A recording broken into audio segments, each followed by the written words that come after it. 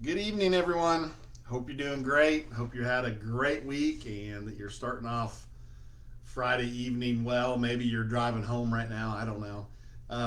But yeah, man, I had a full day with some friends actually talking about identity and maybe some things that we can do to kind of offer identity help and coaching and guidance too. So we had a long day of brainstorming, lots of fun, and here's what I wanted to share with you this evening.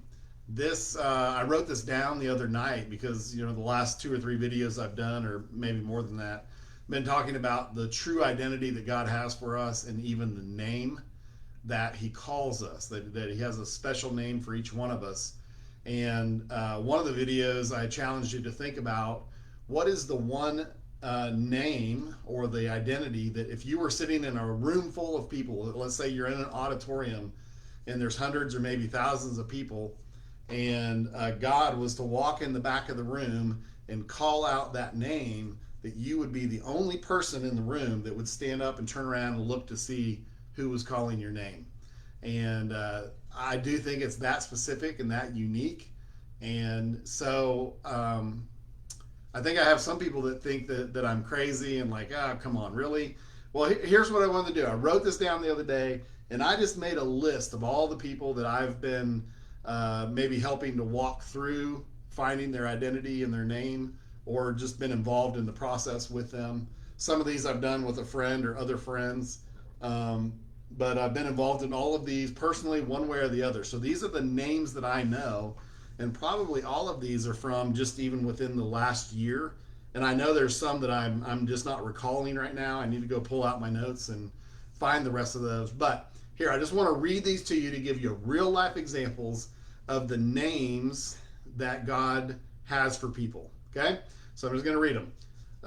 Precious child, liaison, reckless motivator, worthy peacemaker, keeper, child of wonder, chainbreaker, overcoming son, protective servant, game changer, friend, pioneer, king, nurturer, upholder, connector, world changer, builder upper, innovative connector, Fernando, and that's actually the guy's name. And then when he prayed about this, the name that God told him was Fernando.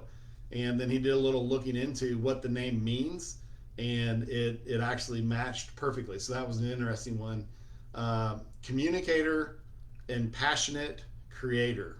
So I didn't count how many that was, but that's just some names of people that we've worked with and talked with about identity over the last year or so. And man, I read that list again this morning, and it almost made me tear up to think about how much we mean to God, and what an honor it is to Him, for Him to see us seeking Him and finding out who He made us to be before we were ever born, before we were a thought in our mom and dad's mind, before we were a twinkle in their eye, that He was already putting us together. He already knew who we were, who He was making us to be, what He was weaving into us and making us to be, and even the name that He had for us. And I think it just does Him a great honor when we seek Him and say, God, who did you make me to be? And if you're anything like me, this all started because I was just thinking, man, the life I'm living it's not bad, but this cannot be the abundant life you're talking about. And so I guess what I was saying was, God, man, I'm experiencing this out here, and it's okay, but it doesn't line up with what's inside. And that was what God had knit into my soul. We talked about this one day in Hebrews 11:1. The definition of faith is the title deed to the things we hope for, or the substance of the things we hope for. I love the translation. It says it's the title deed to the things we hope for, and hope is those things that God knit into your soul. That when you think about them or you see them happen, they can bring a tear to your eye. almost. And so for me, it was that this can't be the abundant life, and I know that I was made for more than what I'm experiencing. And that was kind of what kicked off the process. So I began to ask God, show me what the abundant life is. Show me what it was that who it was that you made me to be. And that started that process. I began to pursue God on that and ask God about that.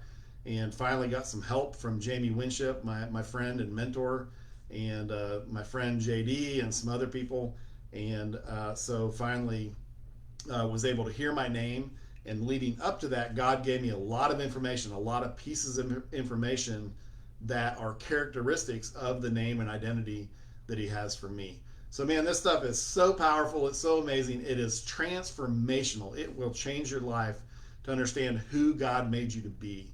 So if you're walking around wondering why there's kind of this misalignment, or what you're experiencing in life doesn't match up with what's deep in your soul, or the hope that God wove into you, give me a call. And we can talk about this. We can talk about how to figure that out. It's a really, really simple process. It's not hard. It's not magic. It's not something I made up. It's stuff that comes right out of the Bible. We just have to kind of put it together and make it a simple little process to walk through. And, obviously listening to God is a big piece of it. So anyhow, I hope that's helpful. That was the list of names I just wanted to share with you. It was encouraging for me to write those names down and remember the process with each one of these people. I wish I could tell you each person's story and even tell you who these people are, but I won't do that. There's some privacy that I need to respect. And anyhow, hope that was helpful for you. Hope that's encouraging. Have a great weekend, and we will talk soon. See ya.